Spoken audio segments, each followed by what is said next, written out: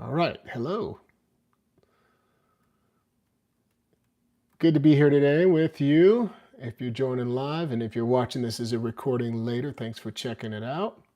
This live stream is all about tone. Getting the best tone you possibly can out of your instrument, specifically the harmonica. In this case, I've got a couple keys in front of me. Maybe we'll play around with a couple different keys.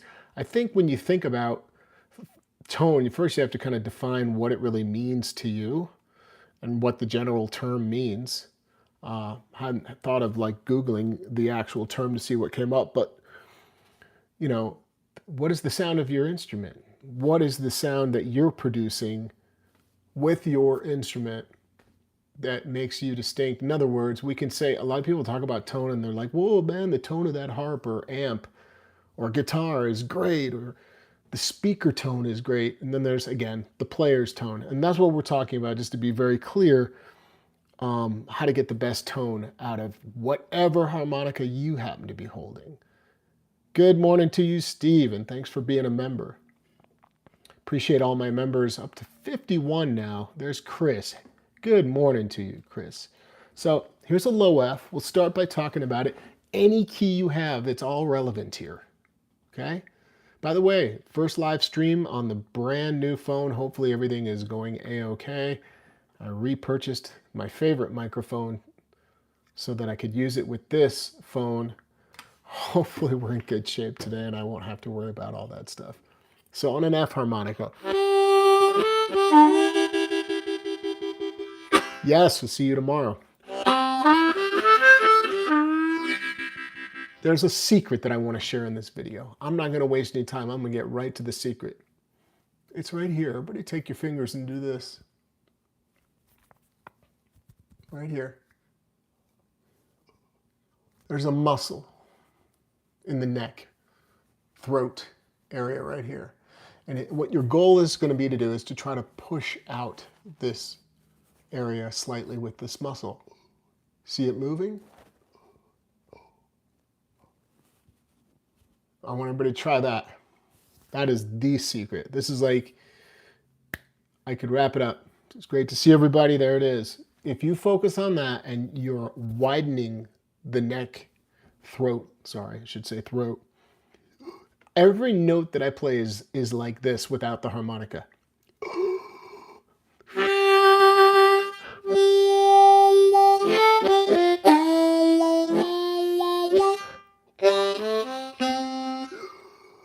You can hear it. No matter what I'm playing. It's all coming from this perspective of open throat. Now, tongue blockers have a very slight advantage because there's an open cavity that's happening naturally as we tongue block, but pucker players can accomplish this just by getting this throat and this thing to open up here. Another key ingredient for building good tone, my friends, is going to be breath control. Never feeling like you are out of breath. It's the opposite. You're always feeling relaxed. Even when you're playing.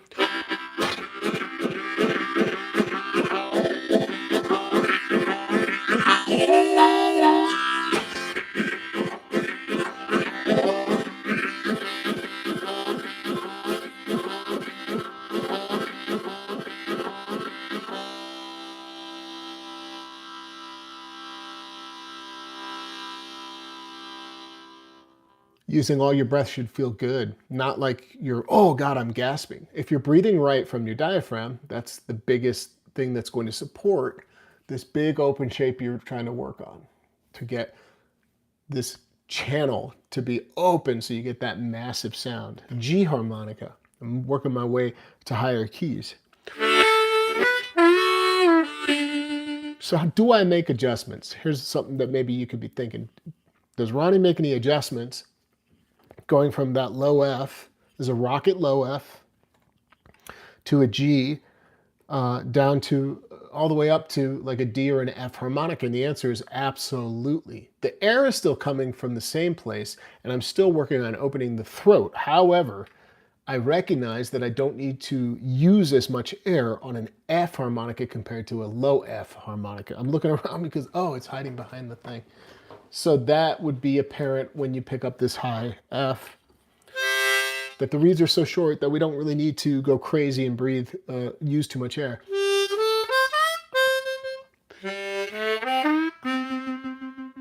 So there's definitely, by the time you pick up a chromatic harmonica, especially like a 16 hole at the bottom, you can really tell that there takes a little more air to move those reeds. So as you're working on tone, my biggest advice is to find the big open throat and breathe from your diaphragm.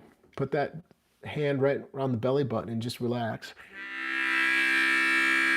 Grab that G. I think more people have a G harmonica than a low F. Although if you're wondering, should you get a low F? Yeah, get a low F.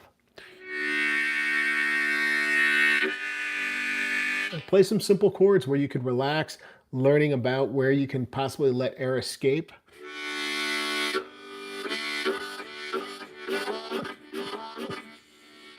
This little, I've talked about the side opening up, and it'll be very helpful for you to start recognizing these things that you want to develop.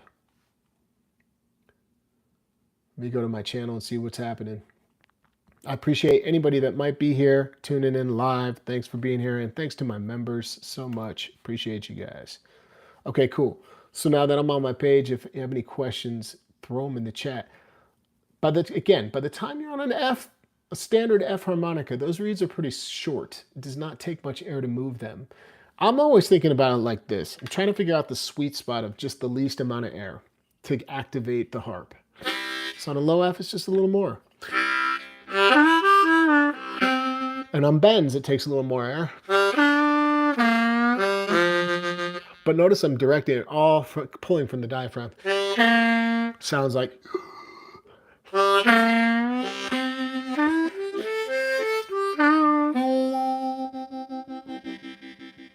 right on. That's pretty cool. You should pick it back up. It's therapeutic when you'd have no expectations from your instrument. You know what I mean? We take ourselves so seriously. You start practicing and doing things on the... You're like, I'm not getting anywhere. Stop thinking like that. Just focus on having fun. I mean, that's how it absolutely began for me and still is like that. I treat it like, like I'm just trying to enjoy whatever it is I'm doing and do it the best I can. But I'm just enjoying it. I don't know how else to say it.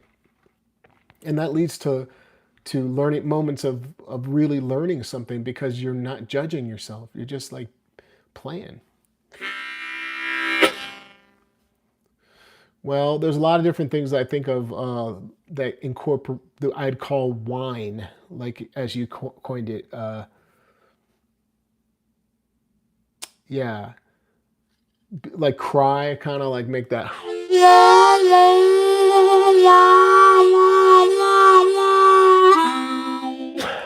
And the air on something like that is real steady. That's another great ingredient.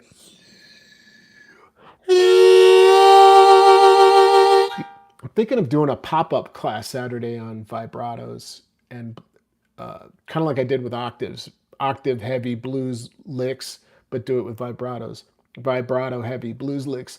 And in each lick, we talk about strategy for placement, and then we stop and talk about the technique, and then we go through a couple different variations of vibrato. But at the end of the class, you walk away with a handful of new ideas that are perfect for practicing to develop vibrato in context, at least from blues licks. I mean, that's one idea. And that if I do that, it'll be announced no later than tomorrow morning. You'll have 48 hours to sign up. Typical fashion, I often do that. But if you don't know about my classes, you can just go to harmonica123.com and sign up on the homepage. Put your email down on the email list. And by the way, what makes breath control and getting good tone so difficult in blues harp, second position, is that we're utilizing primarily draw notes and draw bends. So that requires a lot of air. So when you do get your air out on a blow note, take advantage.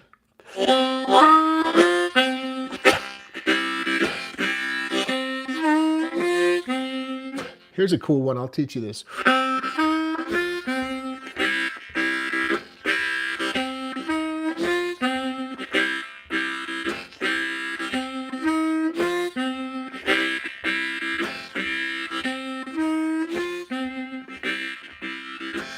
G harp.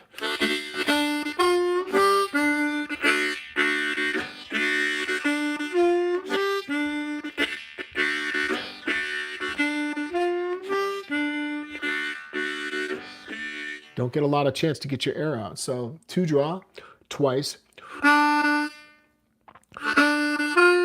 draw half step bend. G harp to 4 blow. Back to 2 draw. That's the lick part. What's the difference between tremolo and vibrato? Tremolo, there's no pitch change. It's just like a cut of a note. Think of your blow notes as tremolos. Hand tremolo or breath control. It's the same note being pulsed and separated.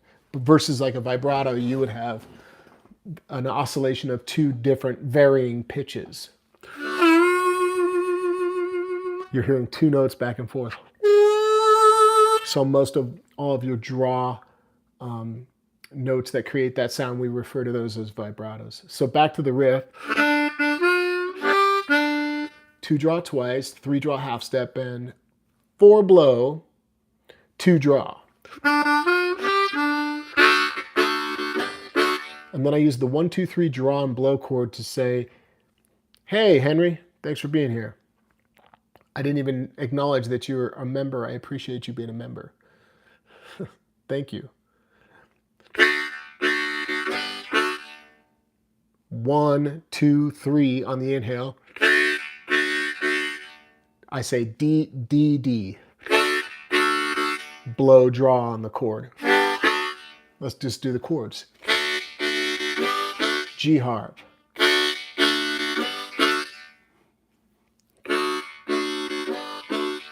The whole thing.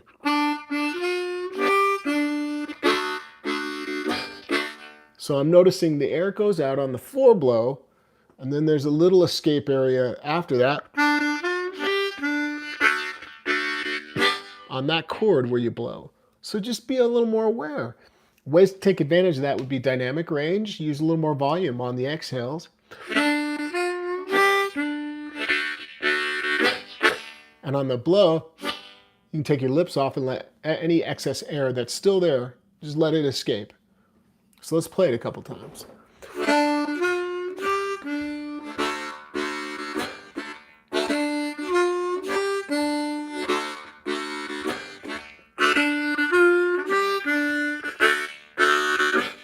You see that? I'm definitely taking my lips off for the blow chord. And look how much that helps. It gets rid of all that excess air, so I'm ready to start drawing in again. So all this is on a G harp played in the key of D. You're in 2nd position. You want to get also really good at developing great tone is become, you know what it is? It's like a sensitivity to each and every sound, every note you play. No matter what you're doing, there's a sensitivity to sort of being aware. Here's a great tip. Learn to practice as quietly as you can. Right now, I've got a little dog asleep next to me. Actually, she grew up around this. I can make crazy noise and blow bend and it doesn't even faze her. All the other dogs would lose their mind when I would do that, but not Ava. She's unfazed. I could play as loud as I want. But what I do is I practice quietly, okay? I'll just sit here and...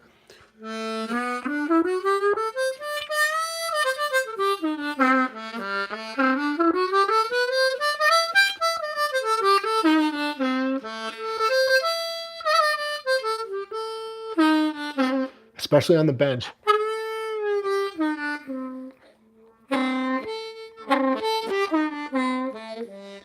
Pick up a different key. And if you can play nicely, quietly, and get really good tone, oh man, your sound will start to come together because you realize that you have access to so much more dynamic range now, more volume that you can slowly bring in, like this. So let's take a different key. Let's take it on an A harp. I'm going to switch it up.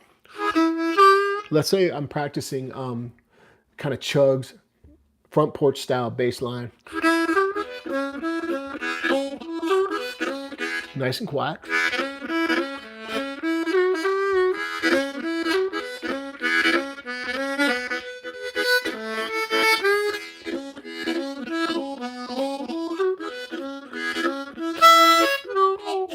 reach for these little moments when you're jamming on to something simple that you're familiar with, where you're going to play and pull that volume in.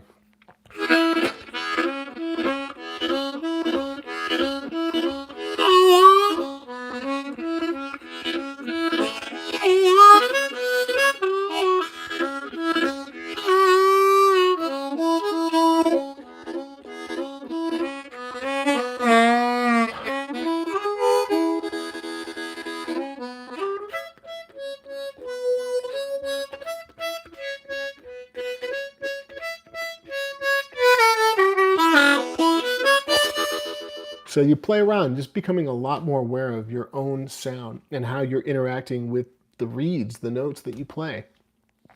Joe Flisco said it best. Make each note sound like a symphony. And I think that's a great way to think about it. Like, give proper attention to every single thing you play. So that's a little talk on tone today. I might offer a pop-up class if you want to learn about vibratos and how to bring them into blues licks and learn blues licks that contain them and work on the technique with me. I might do that this Saturday. How would you know you're signed up for my email list on the homepage at harmonica123.com? Thanks for liking this video. I have no likes. You guys got to help me. It helps me reach a few more people. And if you haven't subscribed, please do subscribe to the channel. I'll come back and do these like 15, 20-minute live streams now and again. And once in a blue moon, upload a video or a blues lick short for you guys. And thanks for considering the membership. Appreciate all of you tuning in. Thanks, Jaime. Good to see you, man. And again, thanks for giving the video a like and subscribing today. I hope to see you very, very soon. Peace.